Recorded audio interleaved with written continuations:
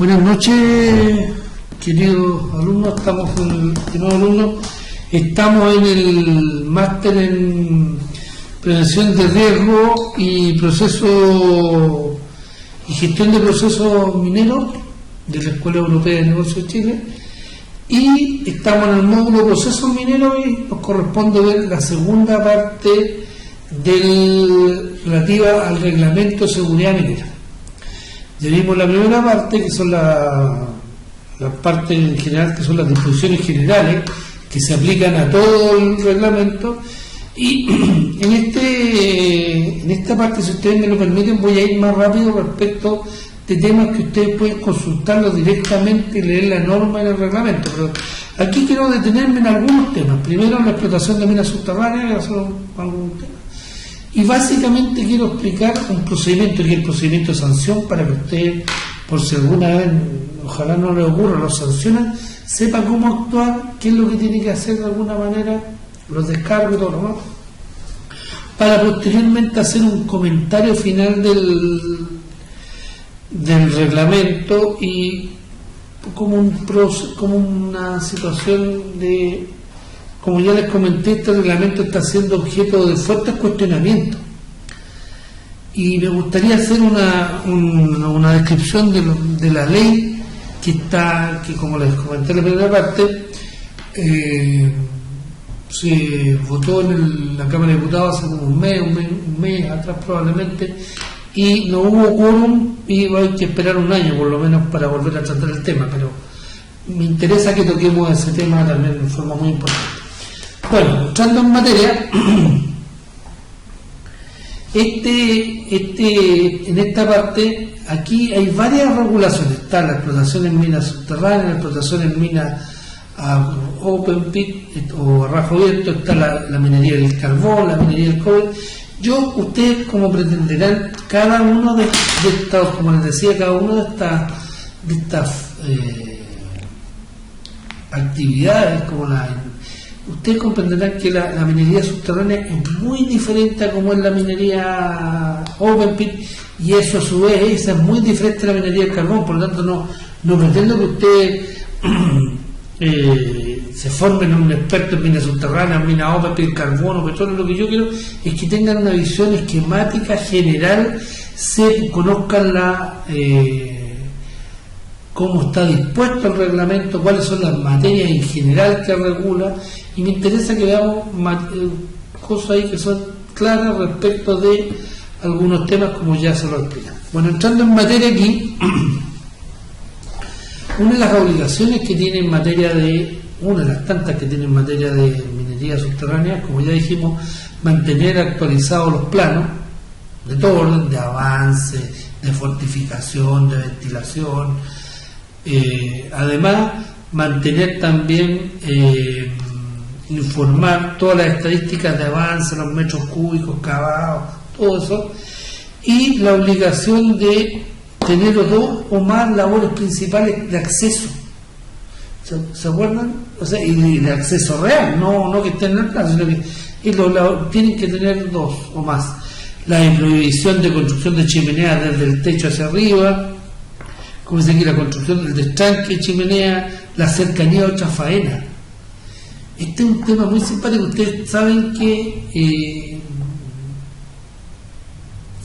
los bronces y la división andina de Codelco explotan el mismo yacimiento. Son 2 minas distintas, pero un mega yacimiento, si alguna entendían el tema. El yacimiento mismo se explota por 2 minas por grados distintos.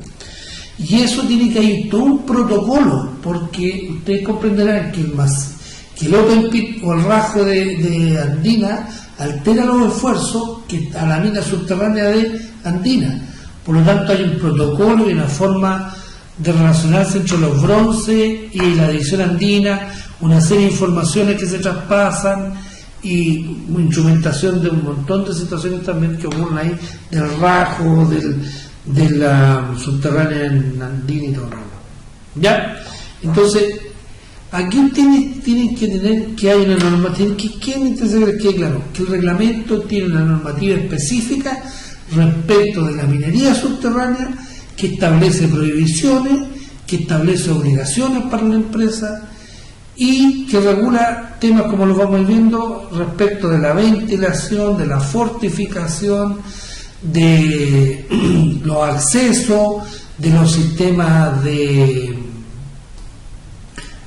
establecimiento de lugares de refugio interno, de luminosidad, las labores, dimensionamiento de las labores en la cual se ocupan para que el personal acceda a la mina misma, todo ese tipo de situaciones, algunas que dicen relación con la construcción de piques o chimenea, otras que dicen relación con los requisitos que deben cumplir los vehículos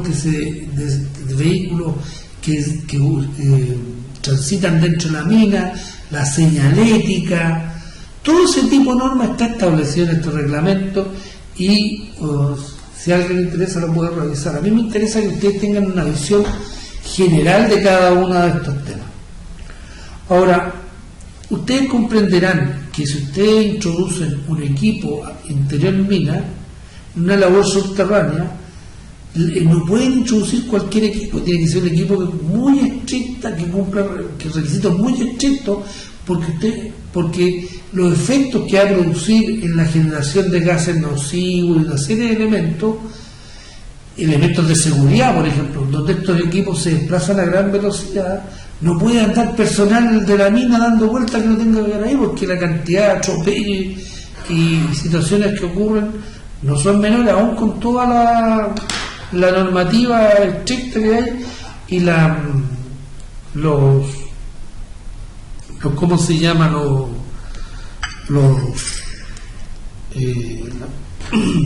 Todo el personal que está, por ejemplo, en determinada área de cargueo y transporte mineral solo andan los SCUP u otros vehículos, no anda gente a pie.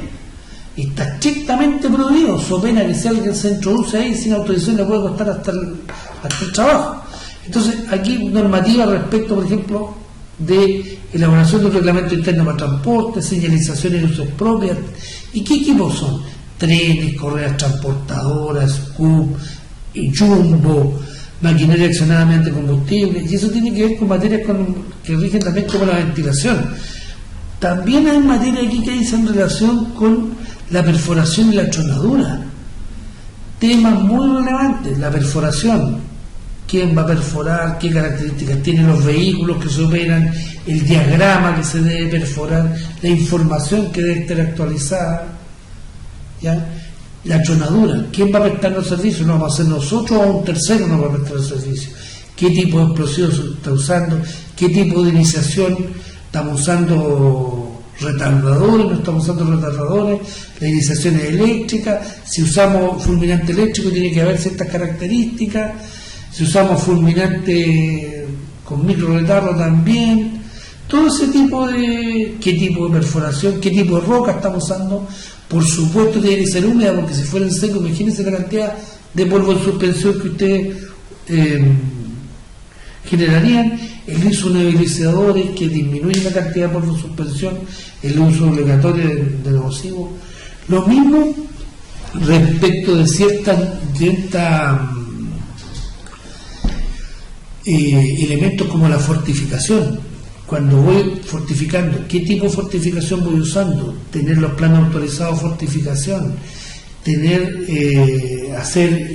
instrumentar la mina para saber cómo se está comportando el macizo, prohibición de accesos al lugar sin acuñar, lo relevante que es la acuñadura, la información y el lugar, en qué labores ya se han abandonado, por lo tanto se debe cercar para que no ingrese personal ahí a esas labores que ya están abandonadas. Por ejemplo, descripción de una operadora de acuñadura, los contactos eléctricos, la existencia de un reglamento de fortificación, un reglamento específico para la fortificación, como tiene que haber uno para ventilación, para perforación y tronadura, para fortificación, para acuñadura, para equipos energizados para mantención, todos los sistemas aquí estamos viendo los equipos de izamiento, todo lo que es grúa, horquilla, grúa de la otra, todo, los criterios de instalación. Ahora, por ejemplo, los criterios que debe tener aquel de diseño, de operación y de uso diario de los elementos, estos las conocidas vulgarmente como la jaula, estos equipos que desplazan mineral o transporte de personal entre los diferentes niveles en una mina. También cuáles son los cables que se deben usar, cuáles son las especificaciones de diseño, los coeficientes de seguridad, la mantención que se tiene hacia los cables. Todo eso debe estar. Cada cuánto tiempo que hacer inspección, cortar el cable, hacerle la serie de exámenes. Todo lo que dice relación con prevención y control de incendios. ¿Qué medidas tenemos? ¿Qué lugares tenemos? Un plan de emergencia respecto a un incendio tiene que ser conocido por los trabajadores. Tienen que haber lugares donde puedan refugiarse internamente los trabajadores, estar socializado el plan, hacer una vez al año un simulacro de incendio, informar, estar corrigiendo permanentemente los cuidados que se deben tener con las llamas abiertas, con la soldadura, dónde instalar la instalación de combustible interior o exterior mina, la dimensión absoluta de fumar en algunos lugares. Otro tema aquí es la instalación de servicios. ¿Qué normativa rige? ¿Cuál es? ¿Qué se entiende por servicio? ¿Dónde tienen que estar ubicados ciertos servicios? ¿Dónde no pueden estar equipados? Restricciones. ¿Dónde puedo tener los materiales en combustible? ¿Dónde puedo almacenar combustible? ¿Dónde puedo almacenar otro tipo de materiales? ¿Qué restricciones tengo para más? Todo eso tiene que estar protegido por este reglamento. Todo lo que dice en relación con lo eléctrico. Cómo se identifican los cables, qué tipo de cables, quiénes pueden operar los equipos de punto de vista electrónico, quiénes están autorizados para energizar o cortar la energía en las minas, cuál es el protocolo que se debe ir siguiendo para energizar o desenergizar cierto equipo, la existencia de autorrescatadores, todo eso. ¿Ya? Y nos vamos a encontrar con temas relativamente similares en la minería de bajo abierto. Por ejemplo, cómo se va a realizar la explotación por banco, qué restricciones tienen los bancos, la geometría de los bancos, la estabilidad de los taludes, cómo se va a perforar. También se tiene que hacer una perforación húmeda. Permiso.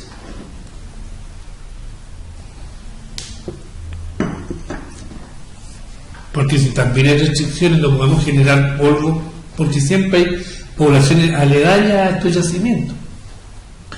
La población de los almacenes, de los polvorines que van a estar en superficie, quién nos va a prestar el servicio de tronadura, cómo tenemos que hacer, a quién tenemos que avisar, cómo evacuamos el lugar, quiénes son los encargados de evacuar el lugar, quién es el responsable de la tronadura.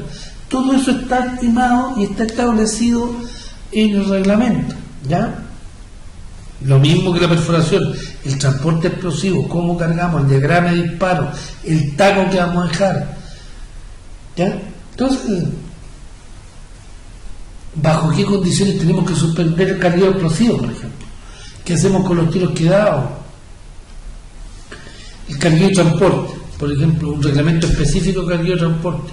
¿Quiénes pueden operar los camiones? ¿Qué requisitos deben tener? ¿Cuál es la velocidad máxima que pueden operar? Cuando hay condiciones de visibilidad, de noche, de día, la preferencia que tienen los camiones, cómo deben identificarse los vehículos que andan dentro de la zona en que se desplazan los camiones, dada la altura del tonelaje, qué requisitos, a quién se debe informar. Todo eso debe estar establecido en las condiciones mínimas de desplazamiento. Y en este caso es muy relevante también la ergonomía de los equipos que operan. Imagínense, usted está operando una perforadora en la alta cordillera en la cual hay 10 grados bajo cero. Usted no puede estar con esos 10 grados bajo cero operando una máquina, tiene que tener una ergonomía distinta, calefacción, todo lo que tenga relación con las condiciones climáticas también, ¿ya? También con las instalaciones, dónde hago mis instalaciones, dónde almaceno el combustible, dónde instalo la subestación eléctrica, dónde pongo el acopio de mineral, dónde pongo las correas que van a llevar al chancado. Todas esas instalaciones tienen restricciones respecto de los desplazamientos, respecto de cómo va creciendo la mina, ¿ya? Lo mismo respecto a los servicios eléctricos. Este es un tema muy simpático, es la minería del carbón. Básicamente en Chile el carbón está reducido al Golfo de Arauco, que son, como ustedes han visto, se trabaja en condiciones bastante precarias, y ahí el servicio del CNGB de la octava región tiene algo que decir. Y el otro proyecto que se está haciendo, OpenPit, que yo conozco, que se está haciendo, es el famoso proyecto de Isla Riesco, que ha tenido tantos detractores, y que tengo entendido que Copec es dueño de ese proyecto y lo está llevando a cabo. Están en la parte del despeje para poder acceder a los mantos de carbón. ¿Ya? Entonces, este capítulo está básicamente pensado en la minería subterránea del carbón. Y básicamente está establecido para lo que era Lota, porque en realidad los Pirquenes y los otros ahora, salvo a una mina mediana que quedará todavía en Arauco respecto al carbón, ahora los altos precios alcanzados por el petróleo han hecho que se echen a andar muchas labores que estaban abandonadas en todo ese sector, y que son carbones además de mala calidad. En Chile no hay carbones de buena calidad, porque los carbones de buena calidad están asociados a zonas de escudo, geológicamente a zonas antiguas. No me acuerdo que ustedes tienen que haber hablado de los famosos mineros de Gales, del carbón de Irlanda, en las películas que uno ve en Estados Unidos, en Canadá, hay buenos carbones, o sea, en zonas antiguas de escudo en general. ¿Ya?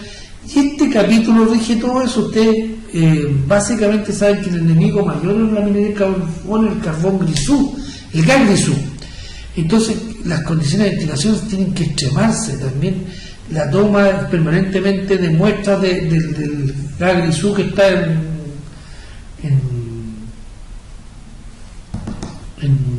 ambiente. La fortificación también de la minería del carbón es muy muy específica. El control de incendios es muy relevante en estas materias. ¿Ya?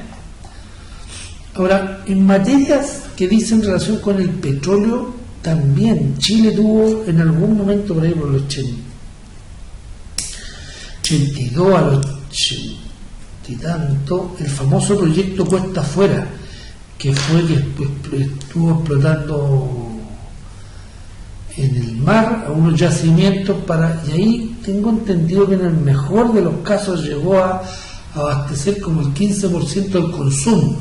Ustedes saben el día que Chile depende del petróleo prácticamente en el 100%. Ahí. Muy poco petróleo se está produciendo en Magallanes, básicamente carne. Gas está produciendo, está escuchando que se está agotando fuertemente a tal punto que están pensando en comprar el gas para reinyectar y obtener las reservas que van quedando ahí.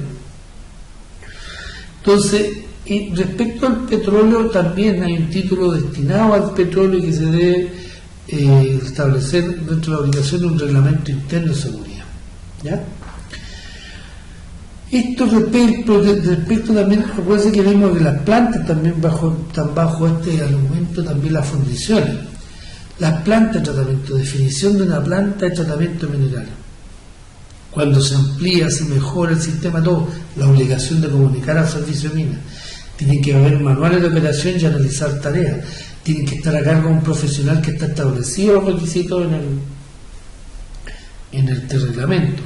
En el caso de la minería del oro, ustedes saben que hay un proceso que se llama cianuración. Bueno, el cianuro es altamente nocivo, por lo tanto, en pequeñas cantidades, por lo tanto, imagínense ustedes que hay que extremar los cuidados de la utilización del cianuro, ya sea en los descartes de las soluciones o en el acceso al cianuro, que hay que tener muchas condiciones. Los productos inflamables, los combustibles, la existencia de procesos de emergencia, todo lo que se pide también, la existencia de elementos de detección de incendio. ¿Ya? Ahora, respecto de fundición y refinería, aquí está la definición de fundición. ¿Qué importancia tienen las definiciones? Las definiciones tienen mucha importancia para fines de saber si estamos comprendidos o no. Si yo tengo una situación que aplico pirometalurgia, pero no queda comprendido dentro de la definición de fundición, no se me aplica el reglamento, ¿no? Así de claro. Sirve para saber si yo estoy comprendido dentro del reglamento o no. ¿Ya? Hay una obligación gradual de todas las fundiciones de ir disminuyendo gradualmente todos los contaminantes que yo lanzo al aire. ¿Ustedes han escuchado hablar de la lluvia ácida? Bueno, en algunos materiales que tienen fuerte contenido de azufre, lo que usted lanza es SO2, que al combinarse con una molécula de agua forman verdaderamente ácido sulfúrico. Entonces cuando la gente se está lloviendo ácido, es verdad. O sea, yo he visto en algunas regiones de Chile en que hay fundición, que si usted pone una camisa blanca, por ejemplo, de repente usted la observa y hay unos pequeños hoyitos que yo no sé si se ocurrirá todavía, pero hasta hace no mucho tiempo ocurría cuando yo lo vi eso, y con pequeñas perforaciones. En realidad el ácido se comía las camisas. O usted deja cosas blancas, podía ver cuando bajaba la nube o llovía en estos lugares que cómo quedaba manchada la ropa. ¿Ya? Permiso.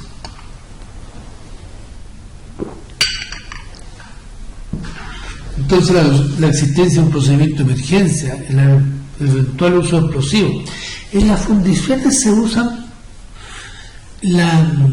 usted sabe que en los hornos se va formando, el horno va perdiendo capacidad útil, porque se van adosando a las paredes en materiales que no van siendo evacuados por abajo, por la escoria, ni por arriba, por reversa, sino que va formando una costra y va disminuyendo mucho la capacidad de fundición del horno, y usted en algún momento tiene que parar el horno, esperar que se enfríe, entrar, poner unas cargas, detonar y sacar ese material. A ese uso eventual de los explosivos se refiere. Para el proceso de hidrometalurgia también la extracción por solvente y la refinación por electroobtención. Una solución que la cargamos de un orgánico y después la enviamos a una planta de electroobtención. También el reglamento dice en relación con ciertas normas aplicables: cuidado y almacenamiento de los orgánicos, cuidados perimetrales. Usted no puede tener una planta que no tenga un acceso restringido, un acceso único, que solo entre gente. Tiene que estar bien iluminada la celda, electrolítica. Y este otro tema que es en relación con los residuos. La industria minera genera una gran cantidad de residuos. Por lo tanto, no lo podemos botar en cualquier lado. Tenemos que tener autorizaciones para ver dónde botamos los residuos. Y esto está íntimamente relacionado con la construcción, operación de los tanques de relave. También con los temas de los botaderos. No podemos ir a botar en cualquier parte que se nos ocurra. Necesita el servicio aprobar, revisar y fiscalizar que se esté botando en los lugares que se asignaron, las cantidades que se asignaron, todo eso. Los botaderos tienen que tener ciertas medidas de protección. Si existen señaleros, tienen que usar los EPP, restricción respecto a lo que votamos. No podemos votar cualquier cosa en un botadero. O sea, por muy botadero que sea, no podemos tirar soluciones de descarte, así, no, tenemos que cumplir ciertos requisitos. ¿Ya? Respecto a la construcción de proyectos, yo la civil industria está la definición, ¿ya? Limitación a los accesos principales, las cavernas, una caverna de chancao, qué características tiene, qué método constructivo se debe usar, los andamios, cualquier andamio, cómo instalamos un andamio, quién es responsable de la instalación de los andamios, todo eso está establecido, los caminos de acceso, quién es el encargado de realizar los caminos, quién es responsable de la mantención del camino, todo eso. Los túneles, ¿ya? Todos los túneles que hacemos en el interior, ¿qué normativa se aplica? ¿Qué características debe tener el túnel? Yo lo puedo hacer como quiera.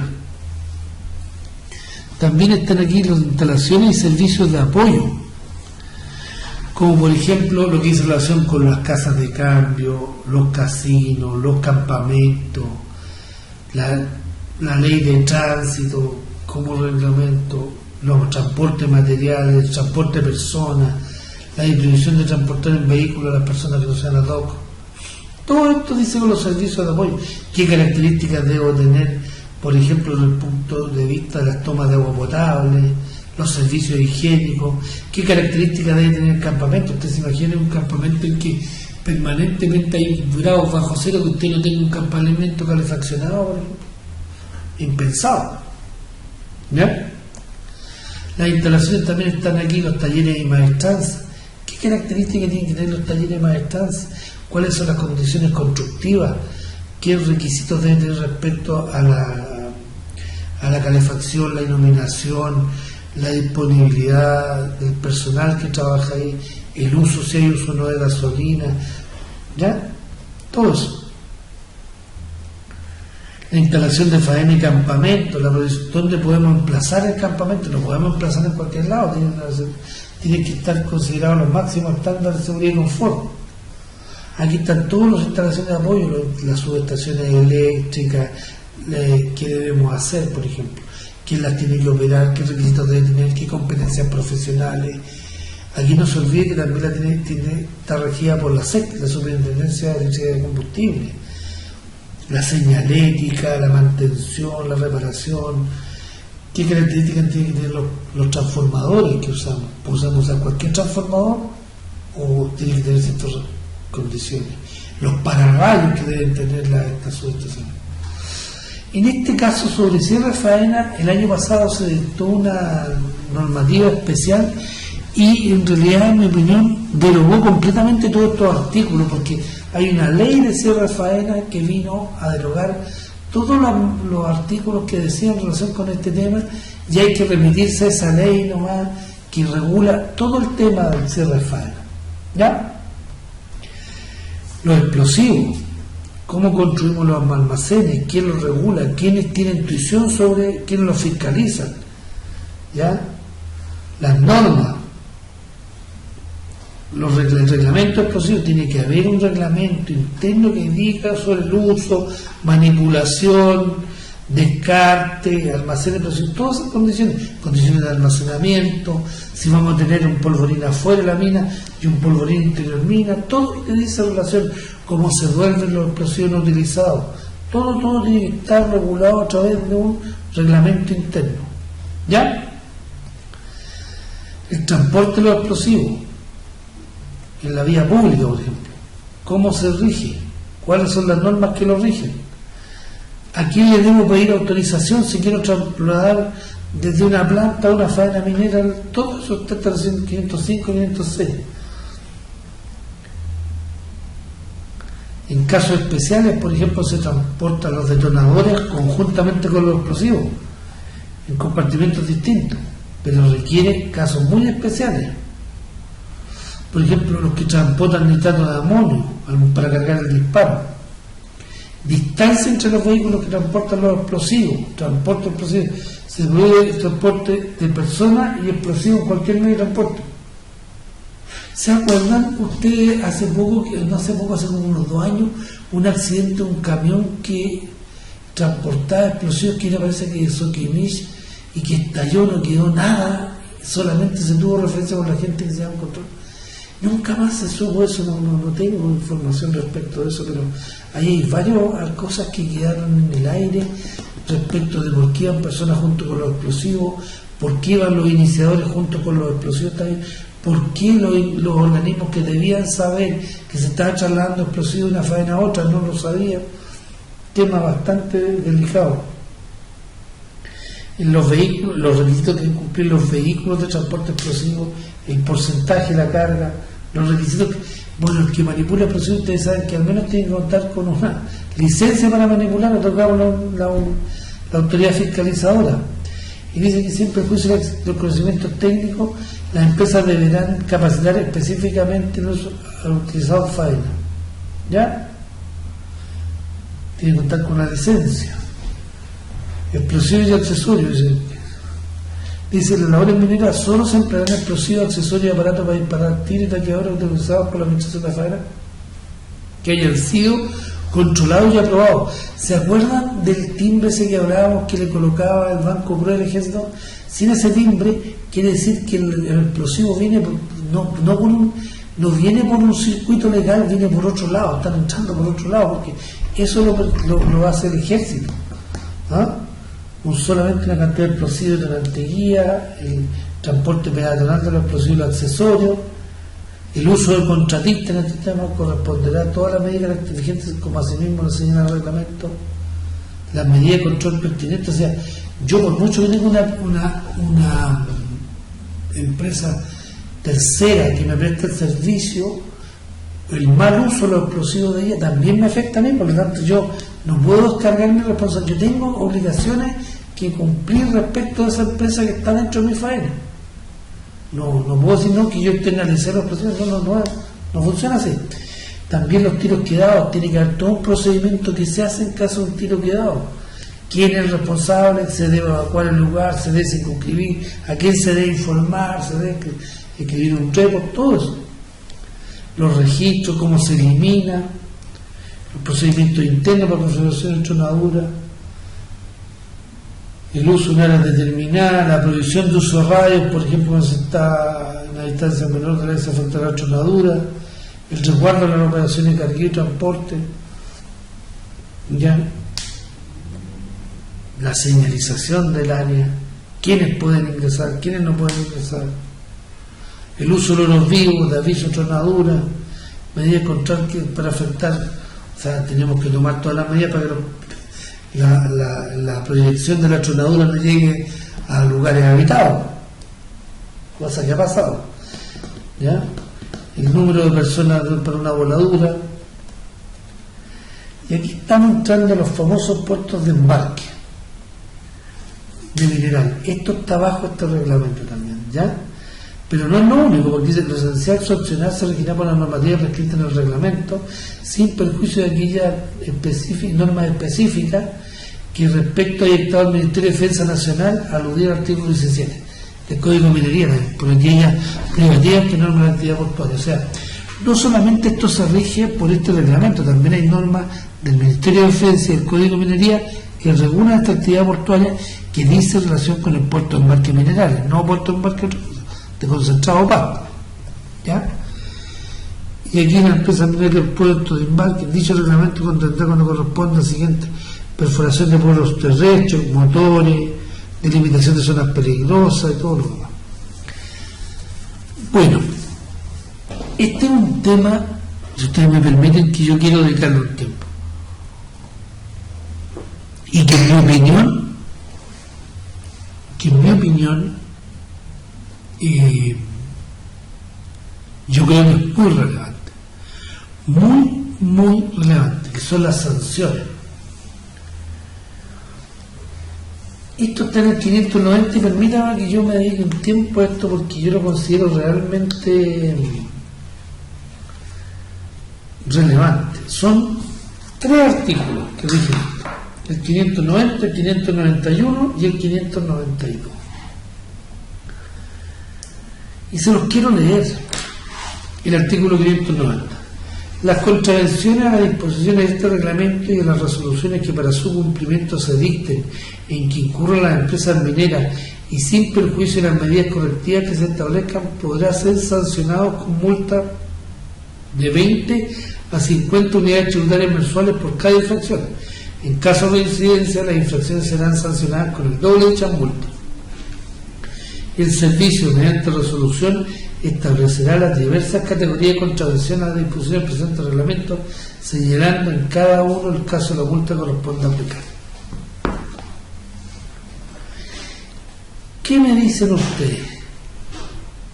¿Ustedes creen que esta multa, estos montos establecidos para las multas, se condicen con las condiciones actuales, con el desarrollo de la industria minera nacional? ¿Qué creen ustedes? ¿Qué significa para una empresa minera una multa de 20 UTM? Y en el caso extremo, 50.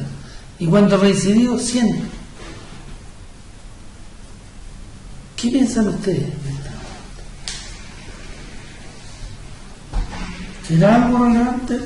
¿Será algo disuasivo? ¿Actuará como un efecto disuasivo para que las empresas cumplan las normas que establece este reglamento? ¿Qué les parece? Bueno, es un tema que yo se los dejo para que lo comentemos y opinen en la videoconferencia, pero también forma parte de una de las tareas que yo les pido que opinen.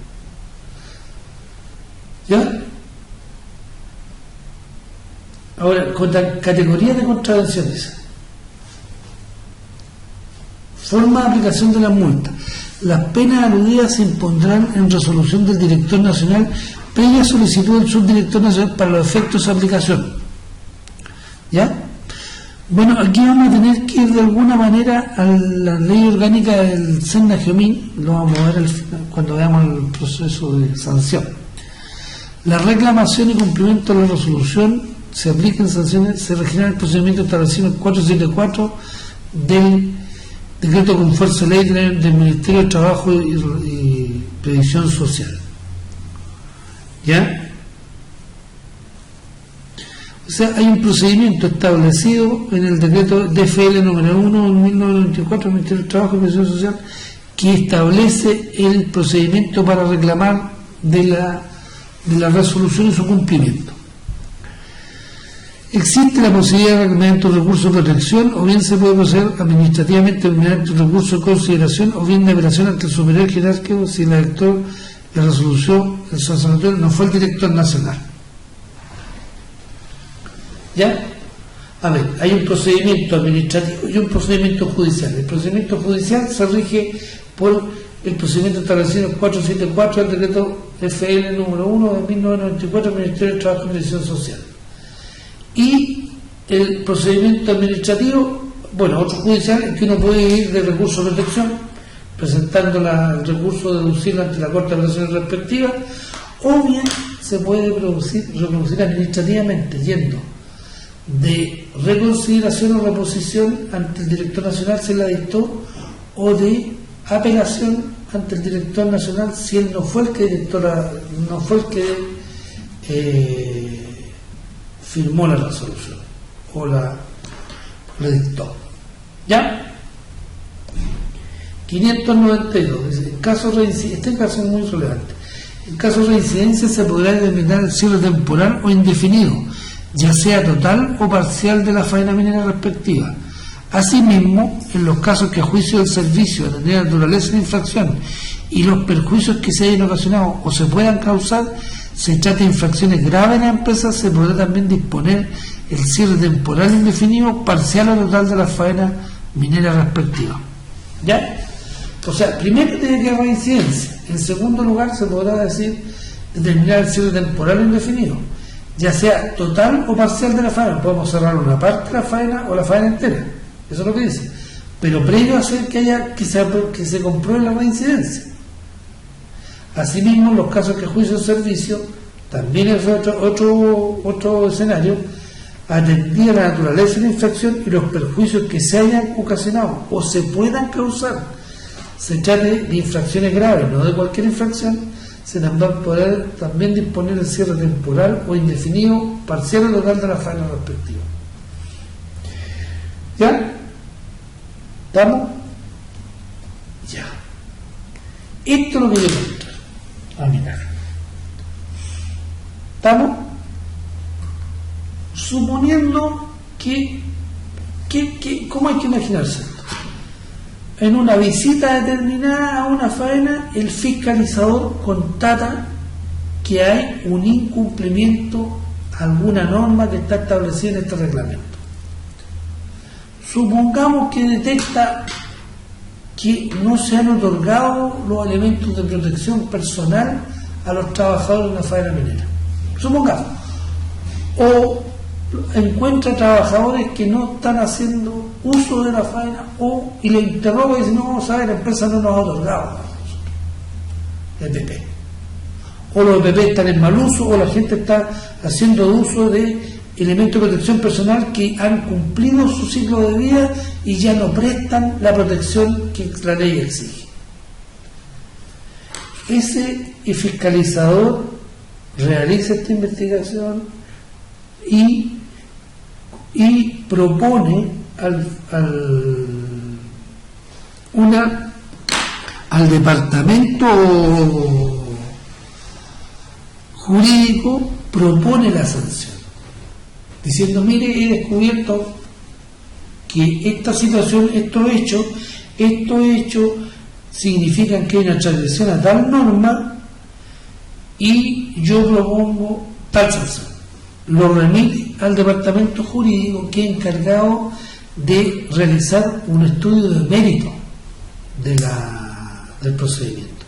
Primero lo que va a ver es que si ese hecho que describe el fiscalizador, del cual ha tomado conocimiento, queda comprendido dentro de alguna contravención de las normas que están establecidas en el reglamento.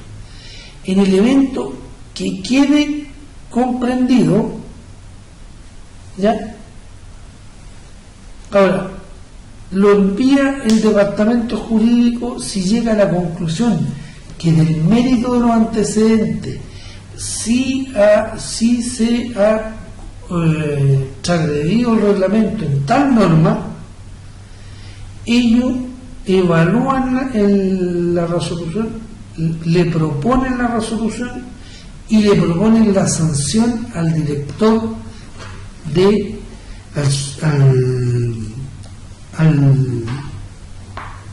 al subdirector de minería del SENAGIOMIN para que analice, firme en el evento que esté de acuerdo y remita al departamento jurídico. ¿Ya? Para esto les quiero leer la ley orgánica de que corresponde al decreto ley número 3525, publicado en el Diario Oficial el 20 de diciembre de 1980, y que corresponde a la ley orgánica del Servicio Nacional de Geología y Minería, que en su artículo 9, numeral letra C, dice: el subdirector nacional de minería tendrá la siguiente atribución. Letra C: velar porque se cumplan los reglamentos de policía y seguridad minera y aplicar las sanciones respectivas a sus infractores, y proponer la dictación de normas que tiendan a mejorar las condiciones de seguridad en las actividades mineras de acuerdo con los avances técnicos y científicos. ¿Ya?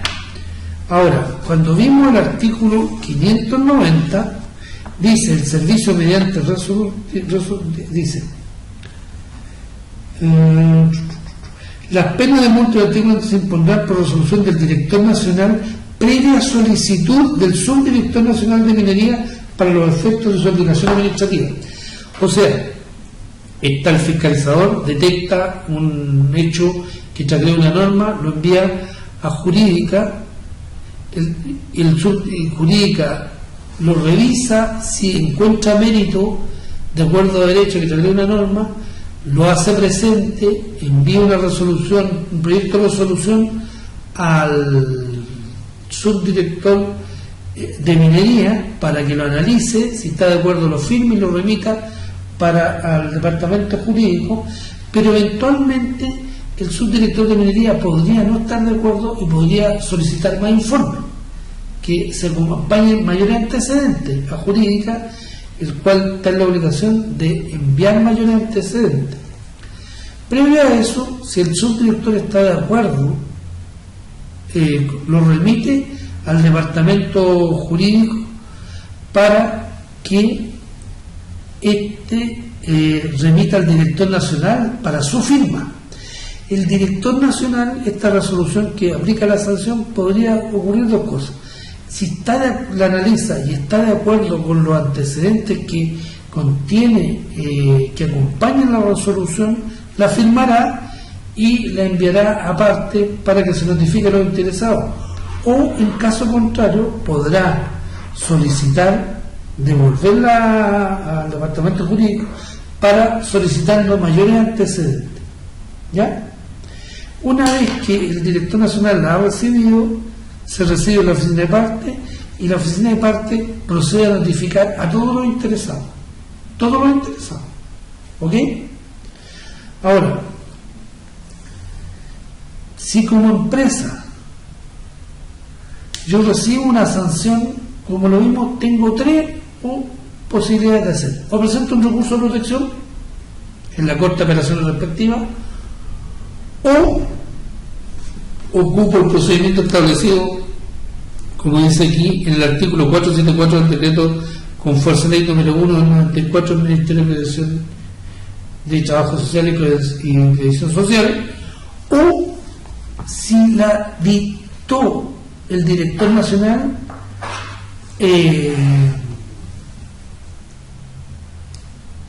deduzco un recurso de reconsideración ante él.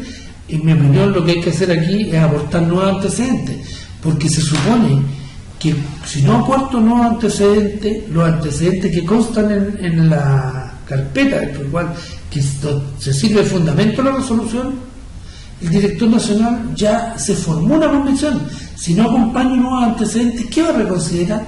¿Cuál va a ser mi solicitud de reconsideración?